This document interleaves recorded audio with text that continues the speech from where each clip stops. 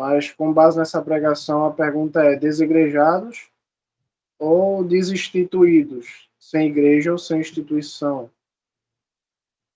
Antes de começar a ler a palavra do Senhor, nos versículos que está previsto para a gente ler, prescritos para a gente ler, gostaria de ler com as irmãs, dando honras e glórias ao nosso único protetor e único Deus que existe, Deus Pai, Filho e Espírito Santo. Somente em honra e glória a Ele, lemos a sua palavra e somente para Ele tentamos viver a sua palavra e, por graça e misericórdia, conseguimos aqui viver o Evangelho e seus milagres. Glória a Deus. Gostaria de ler com as irmãs um versículo que eu não coloquei escrito, mas gostaria muito de ler, que é muito importante. 2 Coríntios, segunda carta de Coríntios, capítulo de número 3, versículo de número 16. Está escrito assim a palavra do Senhor, dando honras ao Espírito Santo, a Deus Pai e a Deus Filho. Glória a Jesus somente. No entanto, diz a lei do Senhor, sempre que alguém se volta para o Senhor, o véu é removido. No texto, o Senhor significa o Espírito Santo. E onde está o Espírito Santo do Senhor, aí há liberdade. Glória a Deus. Paulo aqui fala para os coríntios, minhas irmãs, uma porção da escritura do Velho Testamento. Sempre que alguém se volta para o Senhor, o véu é removido. Isso está escrito em Êxodo, capítulo de número 34, versículo de número também 34. E Paulo explica assim que no texto, quando esse versículo ele diz, quem se volta para o Senhor vai removido, Paulo diz assim, olha, no texto, a palavra o Senhor significa o Espírito Santo. Então, sempre que alguém se volta para o Espírito Santo, vai removido. E aí Paulo explica, e onde está o Espírito Santo do Senhor, aí a liberdade. Sabemos que agora o véu da incredulidade foi removido do nosso coração. E que ele foi removido para que a gente pudesse ter total conhecimento, pleno conhecimento do Evangelho da bondade do Senhor Jesus Cristo, glória a Deus. Dos seus caminhos, da sua vontade e do seu querer. Porém, há pessoas que insistem em viver debaixo do véu. Deus ele morreu para rasgar o véu e que a gente pudesse ver além do véu. E há pessoas que ainda insistem em viver no véu. Atrás do véu, escondido do véu, com medo da luz, com medo da verdade. E por causa disso é que surgem as heresias. Eu fiquei me perguntando, e pelas coisas que a gente vê, a gente pensa assim, que se fosse possível, cada pessoa teria a sua Bíblia particular, cada pessoa escreveria a sua própria Bíblia. Porque é como se cada pessoa lesse uma Bíblia diferente da nossa, onde pessoas fazem aquilo que a gente nunca vê a Bíblia ensinar, e aquilo que a Bíblia ensina as pessoas não fazem, ou nem sequer tentam fazer. Então parece que nos últimos tempos, apesar do Senhor ter rasgado o véu e ter nos dado livre acesso, tem pessoas que negam esse acesso e preferem usar o véu das heresias, o véu que nos impede de ter acesso ao puro Evangelho, ao Espírito Santo e à sua vontade. Que alguém que não vive a vontade, que não conhece a vontade de Deus, que não vive a vontade de Deus e que não está na vontade de Deus, está em heresias, conhece heresias e vive heresias, não pode ter comunhão com Deus. E uma dessas heresias, um erro, né? Um equívoco. Muitas pessoas vêm cometendo chamando pessoas de desigrejadas. E eu vou provar aqui com graça e misericórdia do Senhor Jesus Cristo que há mais pessoas igrejadas fora dos templos do que dentro deles. Isso é um fato inegável. E pode ser visto por qualquer pessoa.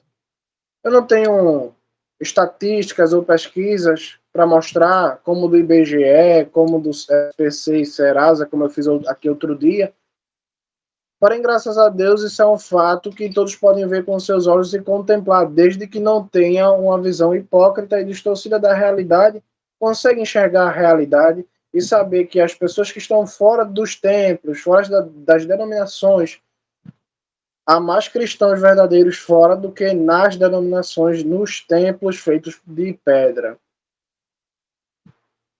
Para a gente entender essa história de desigrejado, a gente precisa entender o que é que a palavra igreja significa nos nossos dias. Sabemos que na Bíblia significa uma coisa, mas nos nossos dias tem muitos significados. Ela tem três significados principais, essa palavra igreja, nos nossos dias. Talvez tenha mais, mas eu não sou capaz de, de detalhar tantos significados. O primeiro significado, minhas irmãs, que a palavra igreja tem, quando alguém fala a palavra igreja, ela pode estar falando de uma reunião de pessoas, uma reunião em nome de Jesus Cristo.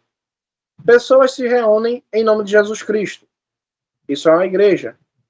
As pessoas podem usar a palavra igreja para dizer uma reunião de pessoas. As pessoas podem também se referir, falar igreja, está falando do segundo significado, o significado de templo. Vamos à igreja? Na verdade, ela não quer falar igreja, ela quer falar o templo, uma construção. Ou ela pode também estar falando da reunião de pessoas, né? Vamos à igreja no parque, onde tem uma reunião de pessoas, em nome do Senhor Jesus. Ou vamos à igreja, o templo, a construção. Apesar de que não tenha ninguém lá dentro, vamos à igreja. Está falando, se referindo à construção, ao templo, ao tijolo, às portas, a construção, a casa. E tem o terceiro significado, que é o mais usado nos nossos dias, que é a pessoa falar igreja, mas ela está se referindo não a templo, construção, nem a pessoas, está se referindo a uma instituição, a uma denominação. Por exemplo, de qual igreja você é? Ah, eu sou da igreja Assembleia. Veja que a pessoa ela não falou de pessoas, ela não falou de construções, ela falou da instituição Assembleia. Ela não falou de casa, de construção, não falou de reunião de pessoas, ela falou da instituição, Assembleia. Então veja que nos nossos dias, na Bíblia não é assim, mas nos nossos dias a palavra igreja ela tem alguns significados e todos um diferente do outro. E eu, analisando ao longo dos anos o que as pessoas chamam de desigrejados,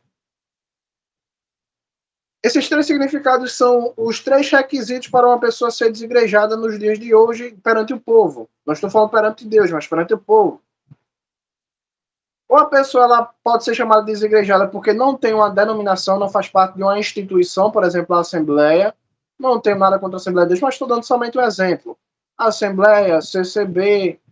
A pessoa ela pode ser chamada de desigrejada por não fazer parte de uma instituição como a Assembleia, a CCB e outras mais, que eu não vou citar, não precisa. A pessoa ela pode ser chamada de desigrejada por não estar em um templo, em uma construção. Por muitas vezes a pessoa até faz parte da Assembleia, até faz parte da CCB, mas não vai no templo. Assiste transmissões, assiste mensagens na televisão ou em qualquer veículo de comunicação, mas não vai à construção, não vai no lugar.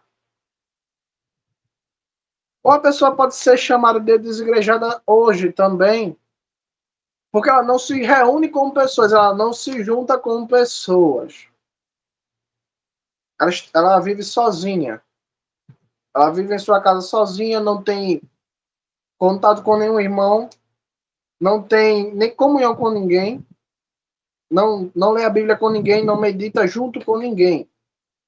É uma pessoa que vive a vida cristã sozinha. Então vamos explicar hoje.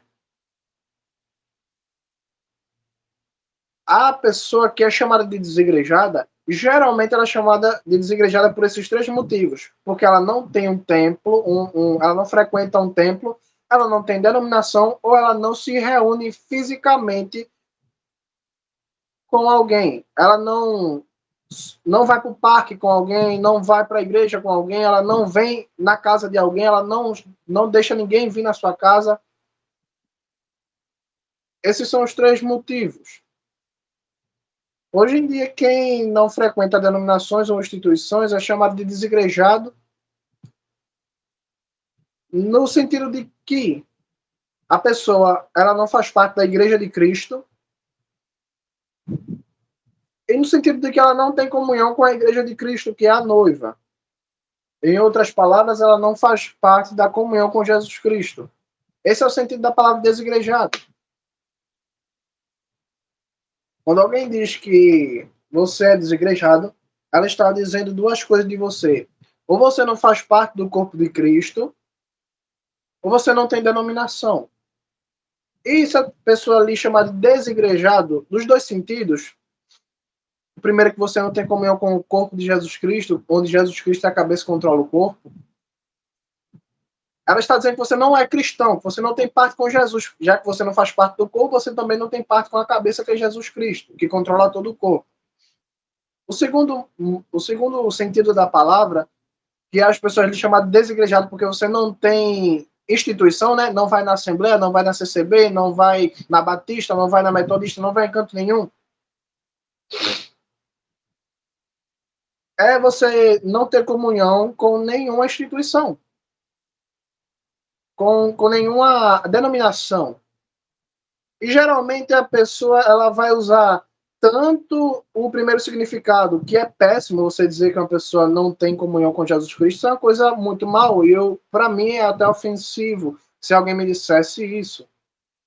Eu me sentiria triste, ofendido, como se alguém tivesse xingado meu pai ou minha mãe. Pior do que isso. Esse primeiro sentido de que você não faz parte do corpo de Cristo é péssimo. A pessoa não lhe considera cristão, não lhe considera irmão, não lhe considera nada como crente ou como seguidor de Cristo.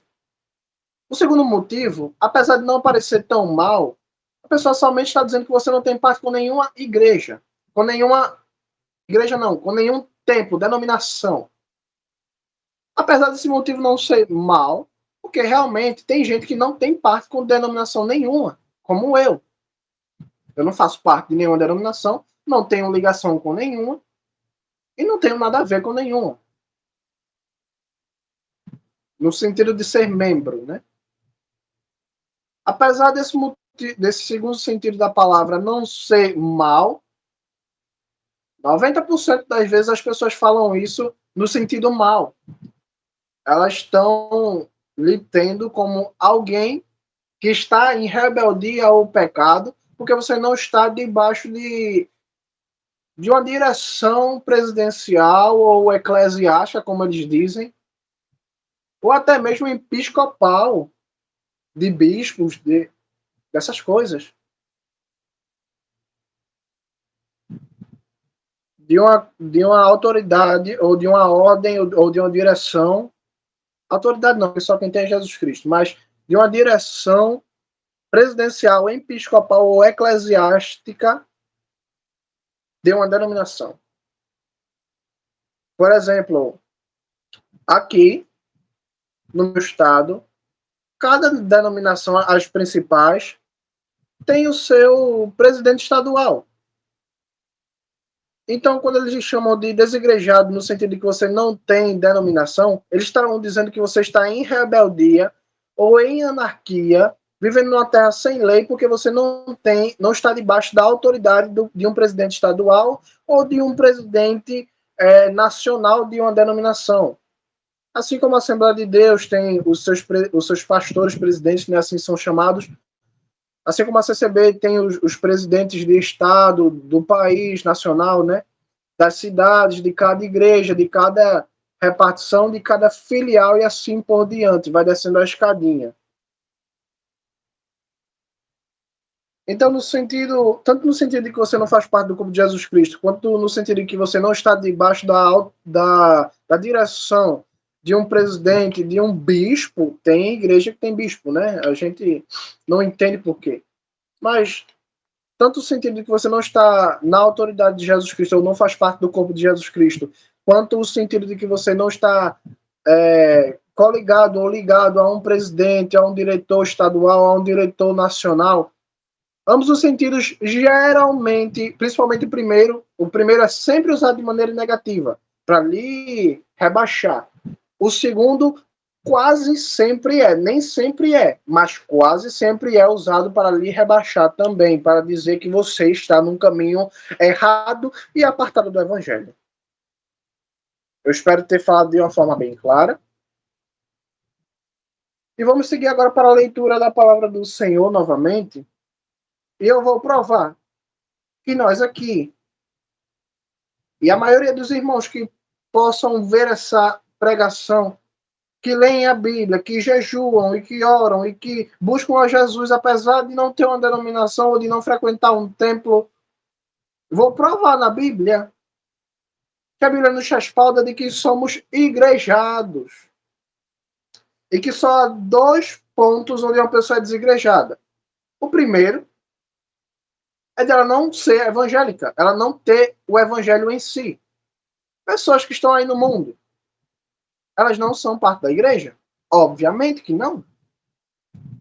E o segundo ponto é que a pessoa frequenta um templo, ela está seguindo as ordens de um diretor, de um presidente da igreja, da igreja não, mas da instituição. E apesar disso, ela é desigrejada, ela não tem comunhão com Jesus Cristo. Não tem comunhão com o corpo celestial de Jesus Cristo. Não tem comunhão com a noiva de Jesus Cristo, com o corpo que é a igreja do Senhor Jesus Cristo. Muito bem. Temos aqui três motivos, três significados para a palavra desigrejado. Uma pessoa que não tem... Temos aqui três motivos para a pessoa ser considerada desigrejada. E, ao mesmo tempo, temos três significados para a palavra desigrejado. O primeiro significado é a pessoa, ela não vai a uma reunião pública de outras pessoas. Por exemplo, eu, Tiago, eu não vou em nenhuma reunião pública. Por exemplo, um culto em uma igreja. Eu, Tiago, eu não costumo ir em reuniões públicas. Reunião com 30 pessoas, com 50 pessoas, com 1.000 pessoas, com 15 pessoas. Então, uma pessoa que não vai nessas reuniões, que são geralmente reuniões feitas, na grande maioria das vezes são feitas por alguma instituição, como a Assembleia, a CCB. Eu estou dando somente a Assembleia e a CCB como exemplo, amém? Não estou citando elas, não estou falando delas. Elas não são assunto aqui. Estou dando somente o exemplo.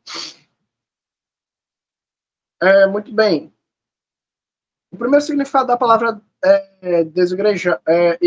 igreja, a palavra igreja, ela significa reunião de pessoas. É o primeiro significado. Reunião de pessoas. Inclusive, até a origem da palavra tem realmente esse sentido. Esse é o primeiro sentido da palavra. Da história, esse é o primeiro sentido.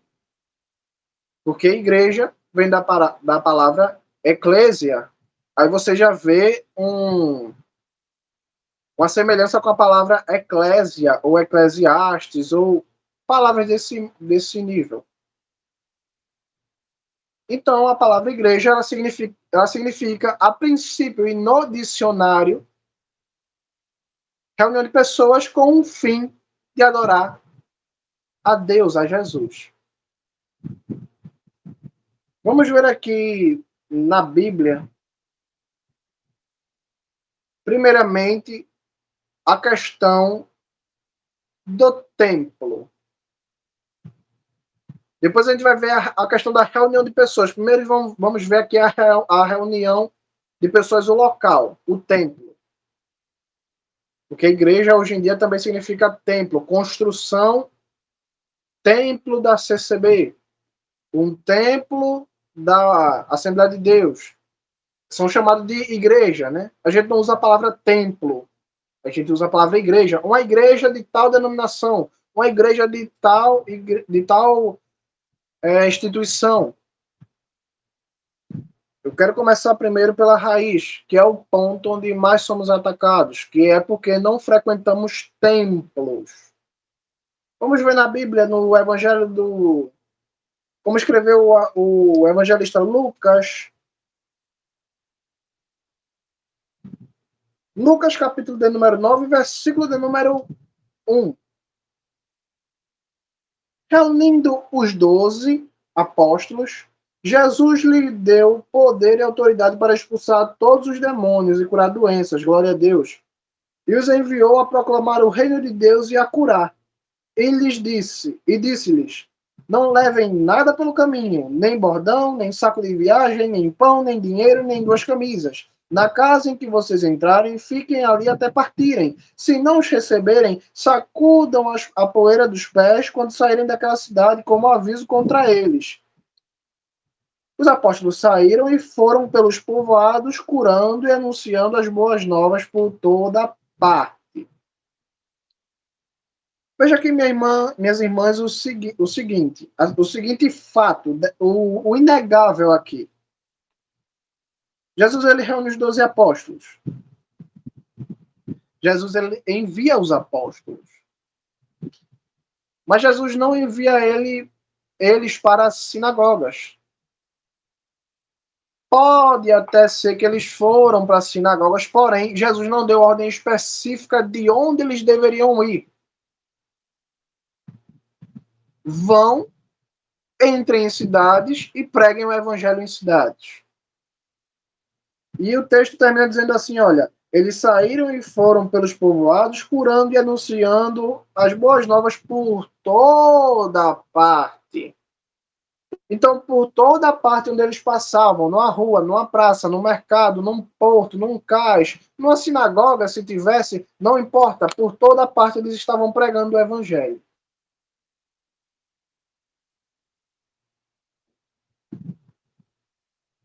Então, veja aqui, minhas irmãs,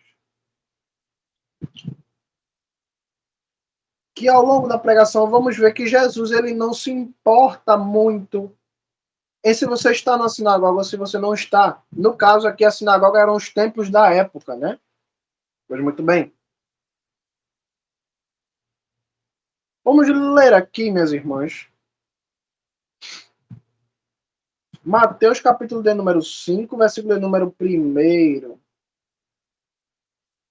Evangelho de Mateus capítulo de número 5, versículo de número 1. Vendo as multidões, Jesus subiu ao monte. Depois de se assentar, os discípulos se aproximaram dele e ele começou a falar. Isto é o que ele lhes ensinou. Quão abençoados são os pobres em espírito, porque o reino do céu é deles. Aqui, minhas irmãs, não vou ler mais, porque é longo. Mas para quem leu a Bíblia já sabe que o capítulo 5 do Evangelho de Mateus, em diante, começa o Sermão do Monte, que foi o maior sermão, o mais longo, né? Pregado pelo Senhor Jesus Cristo. Esse sermão ele foi pregado e ele ocupa 3 capítulos da Escritura. São 3 capítulos de uma pregação de ensinamentos de Jesus quando subiu no monte e ali ficou e ensinou tudo que está aqui. O maior sermão da história de Jesus Cristo. Estou querendo dizer assim, o mais longo na Bíblia, o que mais ocupa espaço e o que mais nos dá detalhes sobre a lei mosaica, a lei de Moisés, vindo da própria boca do Senhor Jesus Cristo, não por apóstolos ou por cartas, mas o próprio Jesus falando, o próprio Senhor Jesus Cristo falando, não foi feito em uma sinagoga, foi feito em um monte.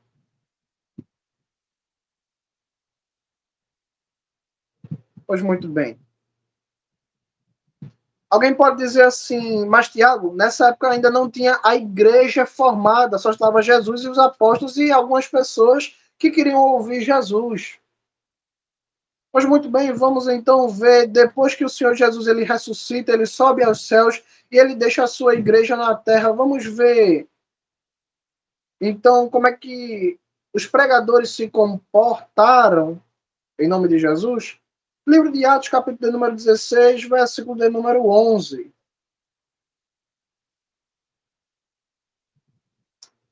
Partimos de Troade, navegamos diretamente para Samotrácia e no dia seguinte para Neápolis.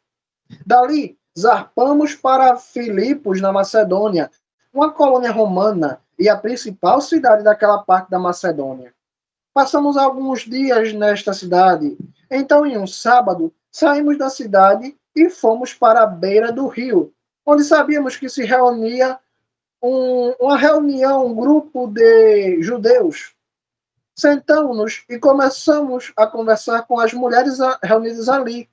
Uma das que ouviam era uma mulher da cidade de Tiatira, chamada Lídia, uma vendedora de tecido de púrpura.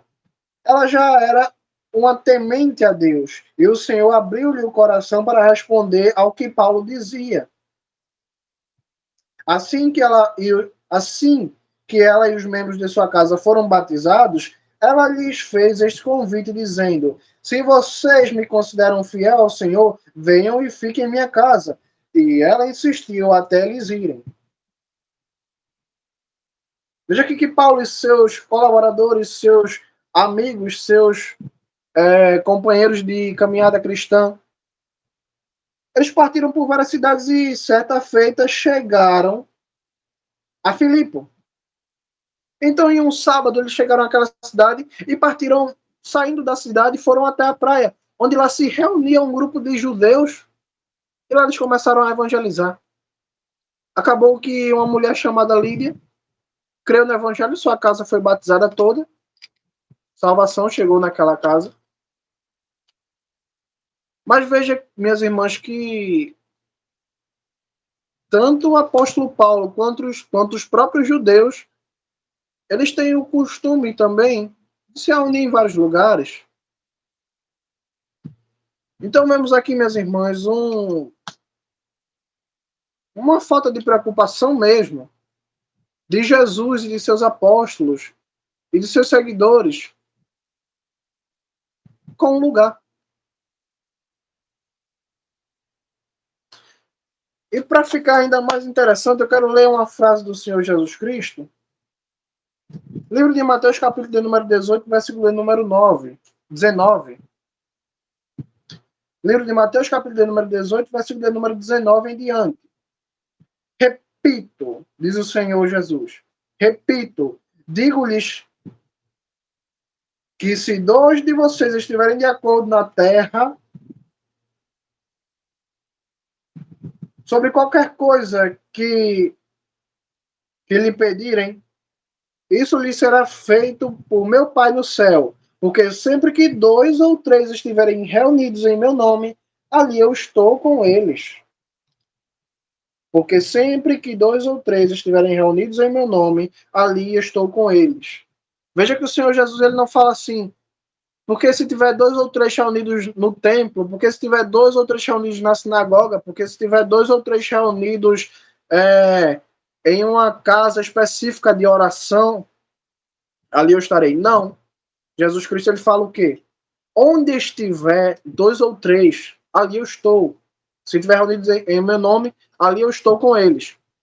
Perceba quando Jesus ele fala onde estiver, ele está querendo dizer assim, olha, não importa onde estão, onde estiverem, 2 ou 3 reunidos em meu nome, ali eu estou. Não importa se é numa prisão, cantando louvor, ali eu chego e acabo com as grades.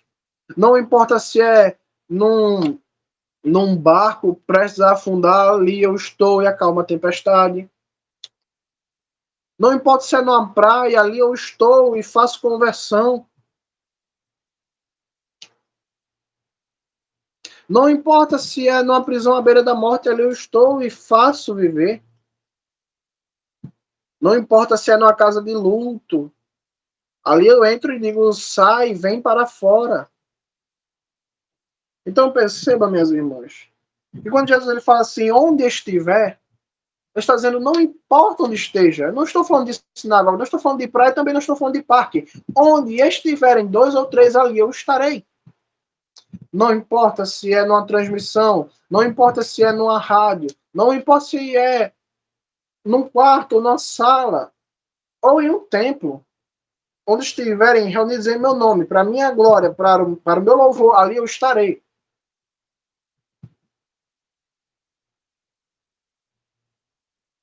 Mas muito bem, para dar mais provas ainda, livro de Atos, capítulo de número 17, versículo de número 15, diz assim a palavra do Senhor: os acompanhantes de Paulo o levaram até Atenas, partindo depois com instruções para que Silas e Timóteo viessem assim que fosse possível. Enquanto Paulo esperava por eles em Atenas, seu espírito ficou agitado ao ver que a cidade estava cheia de ídolos. Por isso, Paulo mantinha discussões na sinagoga com os judeus e os tementes a Deus, bem como na praça do mercado todos os dias, com quem se encontrasse por ali.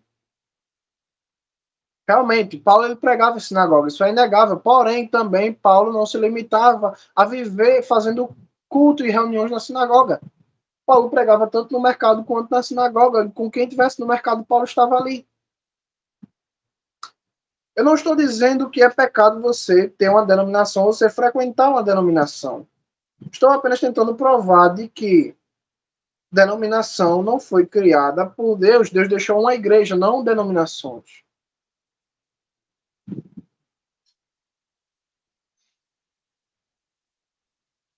Portanto, minhas irmãs,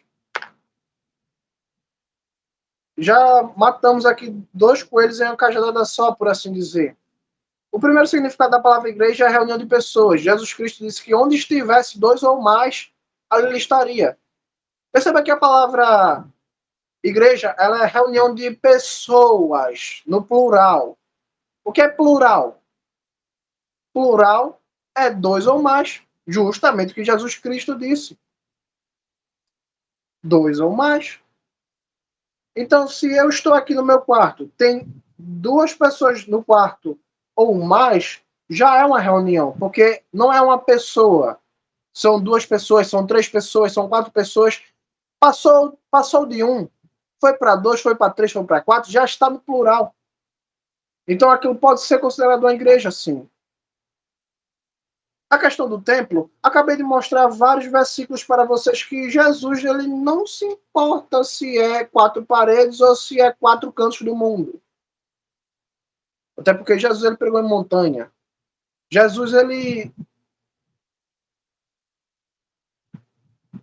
por falar em Jesus, livro de Lucas, capítulo de número 5, Evangelho de Lucas, capítulo de número 5, versículo de número 1. Olha o que diz a palavra do Senhor. Por falar em Jesus, Evangelho de Lucas, capítulo de número 5, versículo de número 1. Certo dia, Jesus estava à beira do lago Quinerete, e pessoas o comprimiam de todos os lados para ouvir a palavra de Deus. Jesus viu dois barcos à margem deixados ali por pescadores que estavam lavando as redes. Entrou em um dos barcos, o que pertencia a Simão, e lhe pediu que o afastasse um pouco da margem. Então se sentou e do barco ensinou o povo. Veja aqui mais uma vez, Jesus prega no monte. Jesus ele prega no lago. Jesus ele prega nos povoados. Jesus ele prega no deserto e no deserto ele multiplica pães e peixes. Jesus prega em monte e no monte ele multiplica pães. Então veja que Jesus, nem ele mesmo se importava em estar em sinagoga, não está. Os seus apóstolos pregavam em praças, pregavam em praias, pregavam em prisões, onde estivesse. Alguém pode dizer assim, mas Paulo pregou em prisão porque ele estava preso. Sim, e quando ele estava solto, ele pregava tanto em sinagoga quanto fora dela. Era uma escolha de Paulo.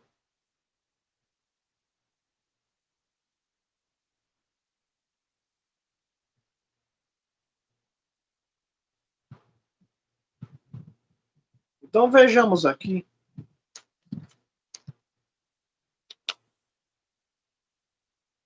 que há um grande esquema, um grande sistema que prende as pessoas a uma culpa que elas não precisam carregar. Porque se a questão é reunião de pessoas, Paulo se reuniu na praia, Paulo se reuniu na prisão, Paulo se reuniu na praça do mercado. Jesus se reuniu no lago. Jesus se reuniu na montanha. Jesus se reunia no deserto. Jesus se reunia em povoados. Jesus se reuniu na casa da sogra de Pedro. E a Bíblia confirma que na casa de Pedro teve cura. E não só para a família de Pedro, mas também para todo mundo que vinha. A Bíblia confirma que aqui no lago Quinerete tinha a palavra de Deus. Não só para Pedro, mas para todos que vinham. Coisa que não tinha nas reuniões das sinagogas dos fariseus hipócritas e dos saduceus incrédulos. Enquanto as pessoas estavam presas à sinagoga, algo que elas necessitavam, uma unção que elas necessitavam, o Messias que tanto era esperado há mais de 2.000 anos, há mais de 3.000 anos, não estava na sinagoga. A palavra de Deus que era lida desde a época de Moisés, por incrível que pareça, não estava na sinagoga. Estava num barco ali na beira do lago Quinerete. Outra hora estava na montanha, curando enfermos. A palavra de Deus, outra hora, estava no deserto, multiplicando pães.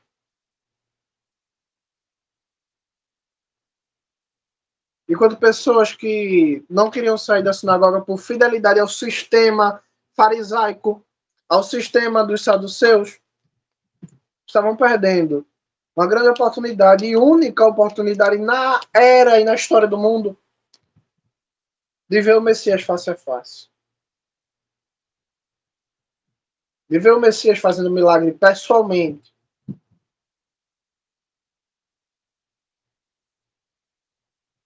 O grande problema, meus irmãos, é que hoje em dia eles não estão preocupados com reunião. Porque eles nos acusam de que não estamos nos reunindo como manda o Senhor Jesus Cristo. Porque Jesus Cristo disse que somos um corpo e o corpo deve viver em união e reunião.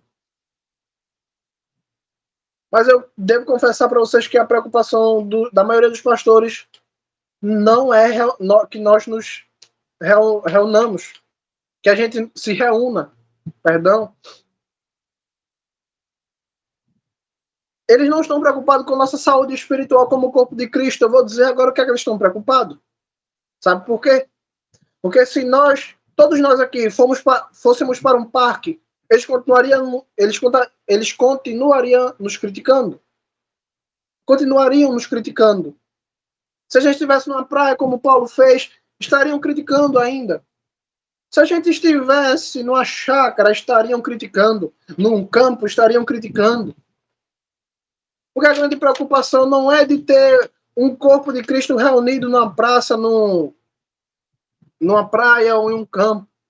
A grande preocupação é de pegar o corpo de Cristo, trancar em 4 paredes, especificamente nas 4 paredes que está no nome da instituição, para colher dízimos e ofertas.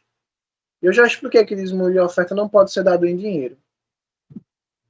Se você se reúne em sua casa com sua família, com seus filhos, com seus netos, com seus avós, com seus pais, com sua mãe, eles vão continuar te criticando. Embora Jesus disse que onde estiver 2 ou 3 ali, ele está no meio, respaldando, ajudando, sustentando, ele está ali no meio. O que é que eu preciso mais? O culto não é feito para buscar a presença do Senhor Jesus Cristo? Se Jesus está no meio da minha casa, o que é que eu preciso mais?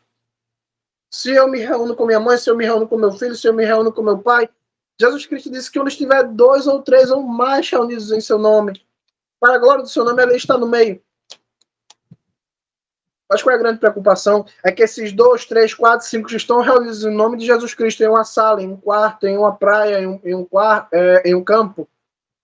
A preocupação é pegar esses 2, 3, 4, 5, 10 e levar para uma instituição para que eles possam dar o seu salário. A preocupação não é que você não está se reunindo. A preocupação aqui das instituições é onde você está se reunindo. E você está se reunindo fora do domínio deles. Porque eles não podem cobrar dízimo num campo. Não podem cobrar ofertas numa praia. Simples assim. Agora somos chamados desigrejados também porque não frequentamos templos. Já entrando nesse assunto, né? Não somos somos chamados desigrejados porque não frequentamos templo. Como eu já disse, a preocupação deles em nos chamar desigrejados é que nós não estamos frequentando aquilo que eles chamam de certo lugar de oração. Apesar de, por muitas vezes, esses lugares estarem cheios de adultério, apesar de, por muitas vezes, ter esquema de tráfico e corrupção, lavagem de dinheiro e tantas coisas mais que eu não vou falar, ainda assim eles dizem, essa é a casa do Senhor e é aqui que vocês devem ficar. E você estando lá, pois muito bem, você começa a ser manipulado para que você se adeque àquele sistema, àquela doutrina. E quando eles veem alguma resistência da sua parte, eles vão bater em você muito forte. Não fisicamente, mas com palavras, com atitudes. Eu sou prova disso. E algumas irmãs aqui são prova disso, passaram por isso também.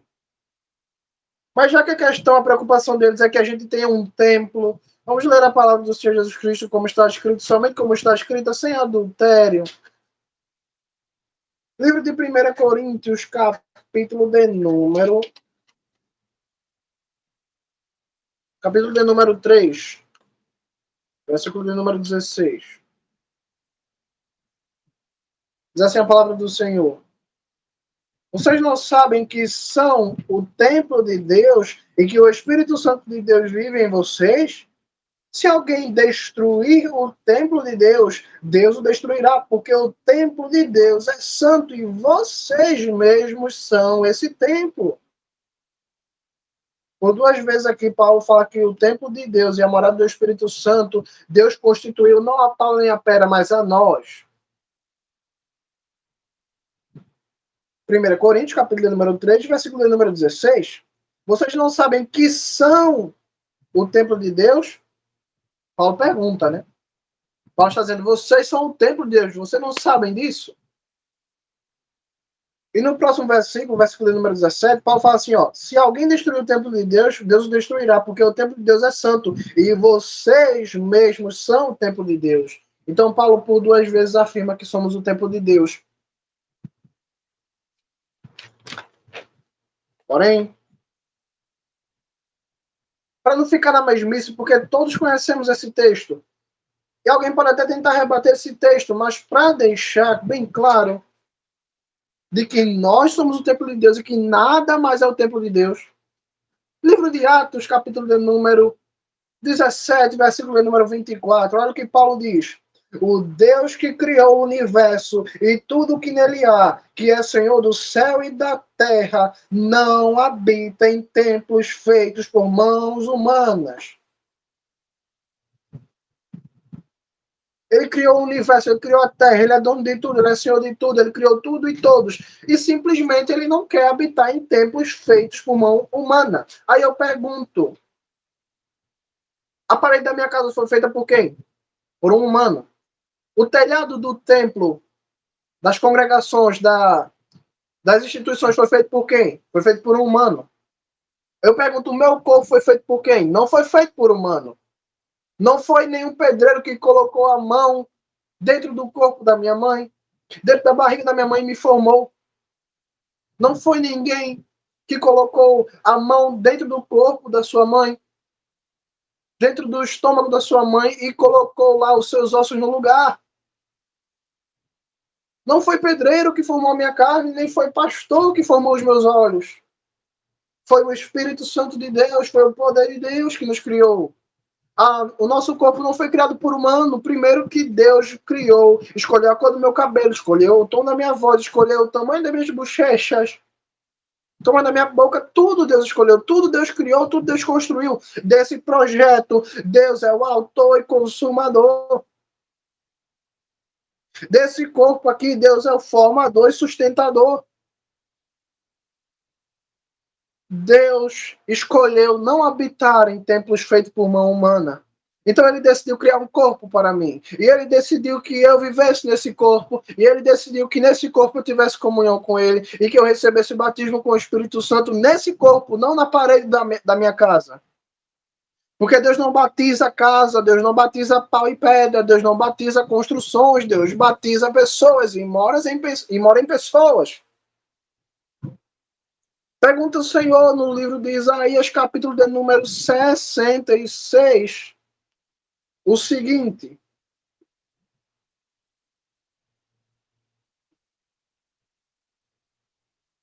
Isaías, capítulo de número 66, capítulo de número 66, versículo de número 1.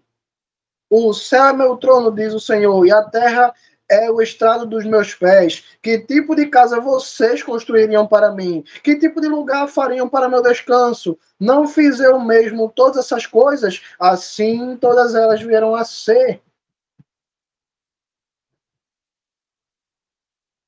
Deus ele não quer o templo de Salomão feito de ouro. Deus não quer o templo mais badalado. Deus não escolheu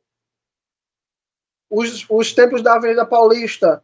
Deus não escolheu as centrais de Manaus. Deus não escolheu o Templo de Salomão, feito de ouro aqui no Brasil, que é chamado assim Templo de Salomão. Deus não mora lá.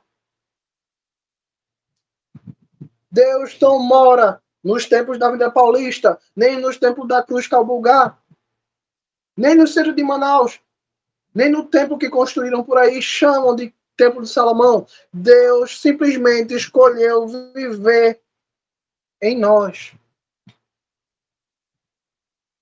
Você pode colocar ouro, você pode colocar prata. Deus não mora em templo feito por mãos humanas. Simples assim. Não importa o que você faça, Deus não vai morar lá. Deus ele quer você. Você é o templo dele. Você foi feito para isso.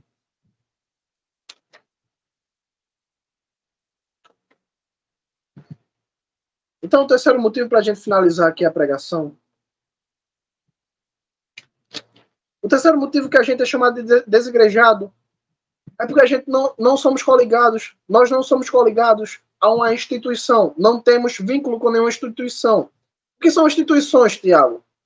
Instituições são CCB, são assembleias, são universal.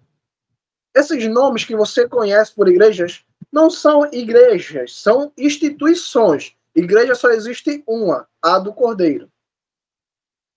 As placas, os anúncios, são instituições. Amém, amém.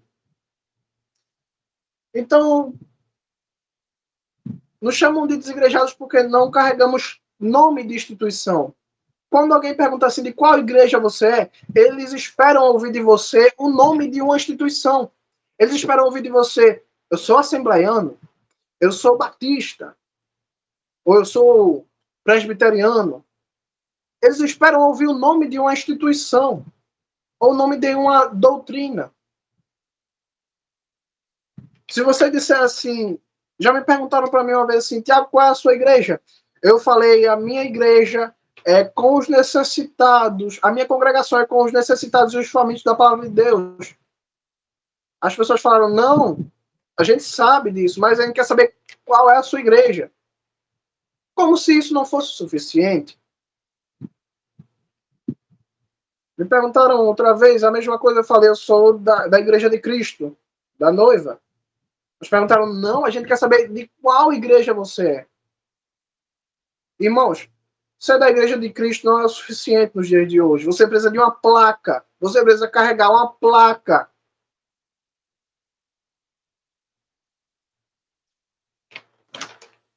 Mas não devemos carregar ou levar nome de instituições. Não fomos chamados para isso. Eu vou provar. Livro de Isaías, novamente, capítulo de número 43, versículo de número 5. Olha o que diz a palavra do Senhor, novamente.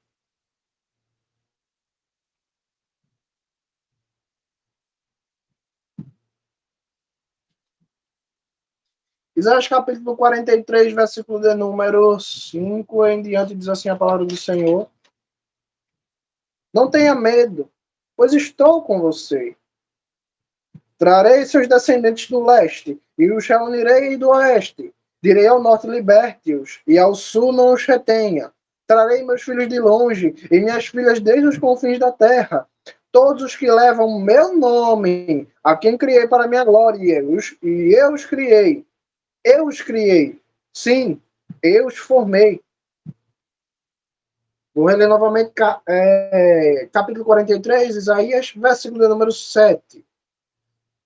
Todos os que levam meu nome, a quem criei para minha glória, eu os criei. Sim, eu os formei, diz o Senhor.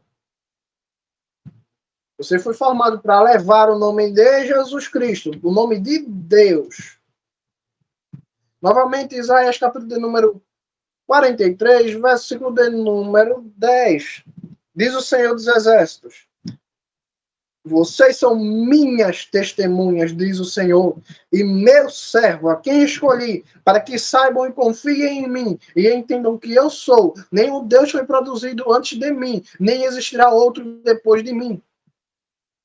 Vocês são minhas testemunhas e meu servo a quem escolhi. Eu sou testemunha de Deus, eu sou servo de Deus. Deus me formou para eu levar o nome dele. E Deus me chama de servo e testemunha deles para que todos saibam e confiem em Deus e entendam que Deus é e que nenhum Deus foi produzido antes de Deus e nem existirá outro Deus depois de Deus. Eu não vejo na Bíblia Deus falando, você deve dizer que é de Jerusalém, você deve dizer que é de Filipenses, você deve dizer que é de tal parte. Livro de Mateus, último capítulo, capítulo de número 28, versículo de número 18. Mateus, capítulo de número 28, versículo de número 18. Jesus aproximou dos apóstolos e falou-lhes, dizendo: toda a autoridade no céu e na terra foi dada a mim. Portanto, vão e façam discípulos entre as pessoas de todas as nações, batizando-os em nome do Pai, do Filho e do Espírito Santo, glória a Deus, ensinando-os a obedecer a tudo que lhes ordenei. E lembrem-se, estarei sempre com vocês até o fim da era. Aqui está a ordem que Deus deixou para nós. Vão e façam discípulos entre todas as nações. Batizem em nome do Pai, do Filho e do Espírito Santo, glória a Deus, e ensine eles a obedecer tudo o que Jesus ordenou. Mas tem muita gente que você vai ouvir uma pregação e as pessoas só falam assim, olha, aqui na nossa congregação tal, a gente faz assim. Aqui o nosso costume é assim. Aqui na nossa casa a gente faz assim. Aqui na nossa congregação a gente faz assim. Aqui na nossa igreja nós faz assim. Mas Deus falou, ensine a eles e lembrem a eles o que eu ordenei. Deus não falou para eu carregar ensinamentos ou costumes de ninguém mais.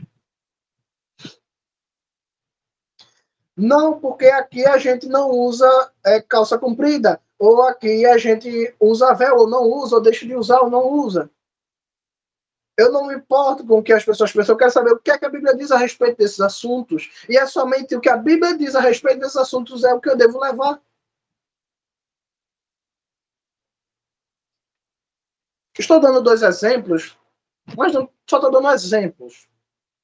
Não tenho nada contra quem segue.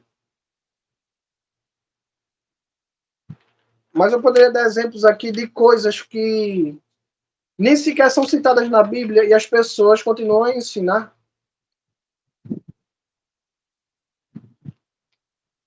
Como é o caso da.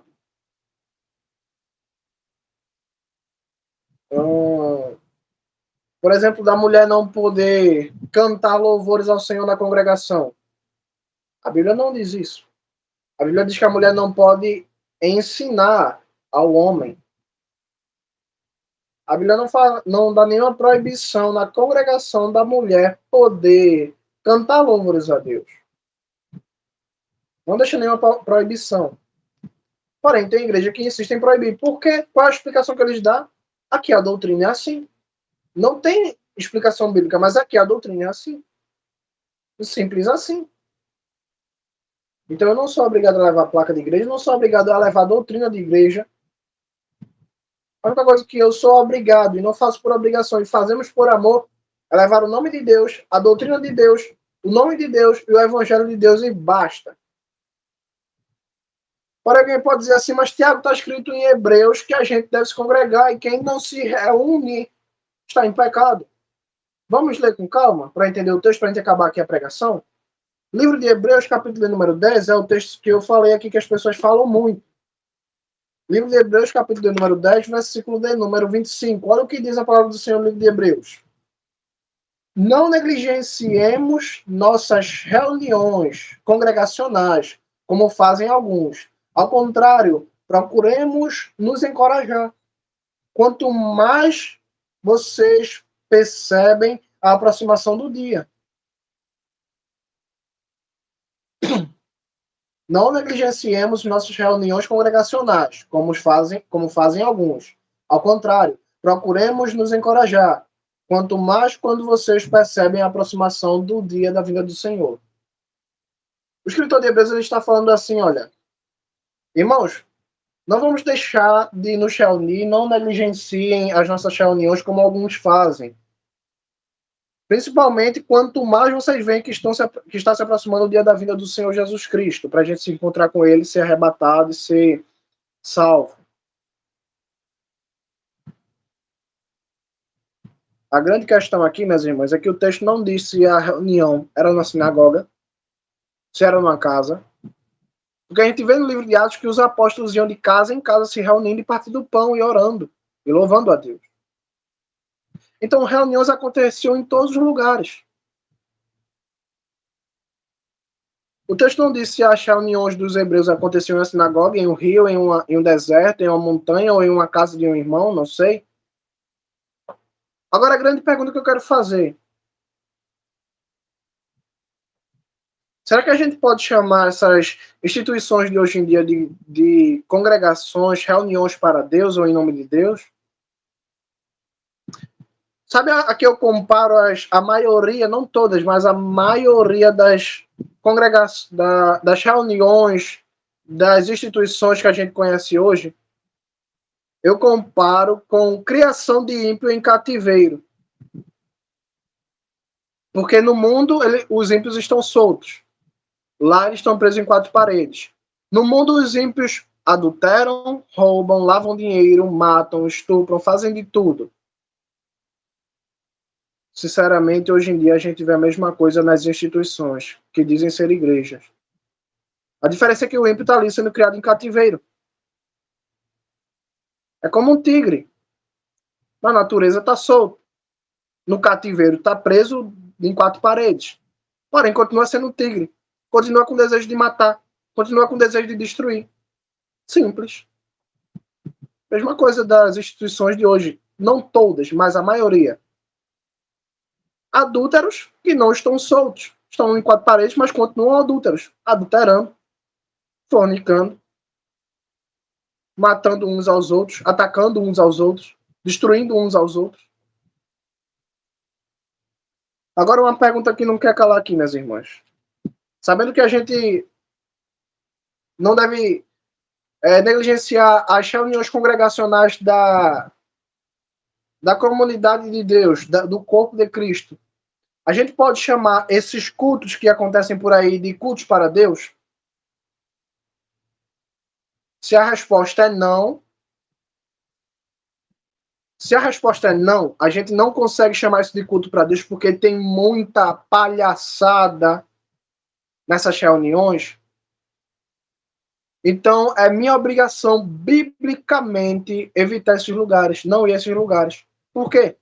Porque diz o Salmo 1, Salmo de número 1, versículo de número 1. Bem-aventurado é o homem que não se assenta na roda dos escarnecedores. Antes tem o seu prazer na lei do Senhor e nela medita de dia e de noite. Será como árvore plantada junto a ribeiros cujas folhagens não secam e não caem? Não secam e não caem. Em outras palavras, abençoado é o homem que deixa de se reunir com palhaços para ficar só com a palavra de Deus. É melhor você deixar de se reunir com palhaços e ficar sozinho com a palavra de Deus de dia e de noite, do que se reunir com palhaços e não estar ali no lugar onde tem a palavra de Deus. Bem-aventurado. E ainda deixa a bênção, né? Será como árvore plantada junto a ribeiros, cujas folhagens não secam e não caem. Me responda uma pergunta. Por que você acha que o profeta Elias ele não ia para o templo? Tinha templo. Salomão tinha deixado um templo. Por que o profeta não ia lá? Porque onde não cabe a presença de Deus, não cabe filho de Deus. Se num lugar tem 4 paredes, tem a placa de uma instituição, o povo chama de igreja, o povo diz que é igreja, o povo diz que é templo, mas lá dentro não é assim. Eu prefiro ser como o profeta Elias. Porque o povo chamava o templo de Salomão de templo de Deus, casa de Deus, e Deus enviou Jeremias, e no capítulo 7 de Jeremias, Deus fala assim, olha, não se iludam com as pessoas dizendo que esse é o templo do Senhor, essa construção é o templo do Senhor, porque aqui não é o meu templo. Essa casa aqui não é minha casa. Me diga uma coisa, porque o profeta João Batista, ele não vivia nas sinagogas. Porque ele não tem espaço para a palavra de Deus, não cabe o Filho de Deus. Porque os apóstolos, eles não viviam na sinagoga de Jerusalém, porque não tinha espaço para Filho de Deus lá. Por que o Tiago não vive em nenhuma instituição? Porque onde não cabe Deus, só cabe adultério. Não me cabe. Não me cabe. Agora eu quero deixar uma última pergunta para a gente finalizar a pregação. De qual denominação ou de qual congregação Paulo era? Porque tem hora que ele está em Filipenses. Tem hora que ele está em Coríntios. Tem hora que ele está em Colosso. Alguém pode dizer assim, mas Tiago, Paulo era um missionário. Mas hoje em dia, para as pessoas, se você for um missionário e não levar a placa de igreja, você é um desigrejado igual. A pergunta que eu quero falar é, Paulo era missionário por qual igreja? Por acaso ele levava um distintivo dizendo assim, eu sou o apóstolo Paulo. Eu sou apóstolo debaixo da autoridade do nosso pastor presidente, o pastor, o anjo da igreja, Simão Pedro. Simão Pedro da Central Filial de Jerusalém, do CEP de número tal do estado do Pará. Paulo não levava nome de ninguém, Paulo não tinha presidente, Paulo só tinha uma coisa, Espírito Santo para guiar os seus passos. Paulo não levava nome de Pedro, Paulo não levava nome de Jerusalém. Paulo só dizia uma coisa, eu sou apóstolo não por vontade humana, mas fui constituído apóstolo por Deus. E eu não me envergonho do evangelho, porque o evangelho é poder e potência de Deus para libertar vidas. É isso que Paulo deixou e que Paulo escreveu. Paulo não disse nada mais. Paulo não era missionário por igreja. Nem estava debaixo de comando de presidentes. Assim aconteceu com todos os irmãos que estavam com Paulo e com todos os irmãos que estavam com os outros apóstolos e com todos os outros irmãos que estavam espalhados pelo mundo e que continuam até hoje aí. Então, se a gente for analisar aqui, o povo aqui do grupo, se o motivo de eles chamarem a gente de desigrejado é por reunião, não tem problema, estamos aqui reunidos. Jesus disse, onde estiverem, estamos aqui em uma transmissão, reunidos, mais de 2 pessoas em reunião, em nome ao Senhor. Se o problema é que a gente não tem um templo, não tem problema, somos o templo de Jesus Cristo e não devemos destruir o templo de Jesus Cristo, porque fomos constituídos templo, casa e morada do Espírito Santo pelo próprio Deus, pelo sangue de Jesus Cristo, que nos capacita e nos faz dignos a ser chamados casa de Deus, templo de Deus. Agora, se a questão de a gente ser chamado de desigrejado é por causa de instituição, não tem problema. Deus falou, eu sou testemunha dele, eu sou servo dele, eu devo lembrar as pessoas do que ele ensinou, eu devo ir ao mundo e fazer discípulos por todas as nações para ele. Então, eu não estou sem uma igreja. Eu tenho um pastor presidente, o nome dele é Jesus Cristo, ele me enviou aqui, ele disse, ir por todo mundo e pregar o evangelho. Então, aqui eu estou para cumprir minha missão. Me apresentei, vou cumprir lá até o final da minha vida. Você também vai. Em nome de Jesus. Então agora descobrimos que desigrejados são adúlteros que vivem em quatro paredes. Até tem o título de igreja, até tem cara de igreja. Até parece ser uma madeira boa, mas bate uma água, o incha. Bate a secura, racha.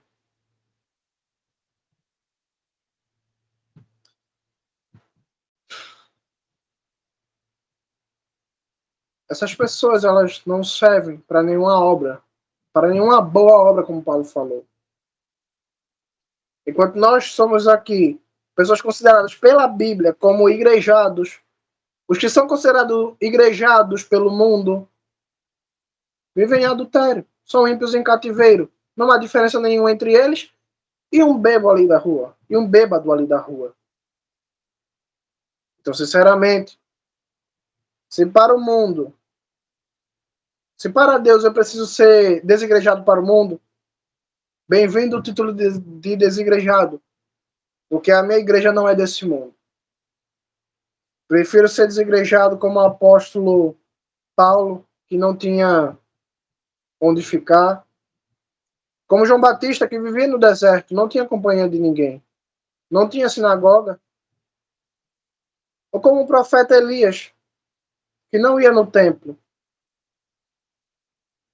Ou melhor, como o profeta Ezequiel, que até foi no templo, mas foi Deus quem levou ele lá em visão, só para ele ver o que estava acontecendo de errado lá e para Deus dizer que ia matar todo mundo lá dentro. Deus nos abençoe e nos conceda a paz. Porque eu sei quem me enviou. E você sabe quem me enviou. Você sabe quem é o seu pastor presidente. E quem você está representando e de quem você é testemunha.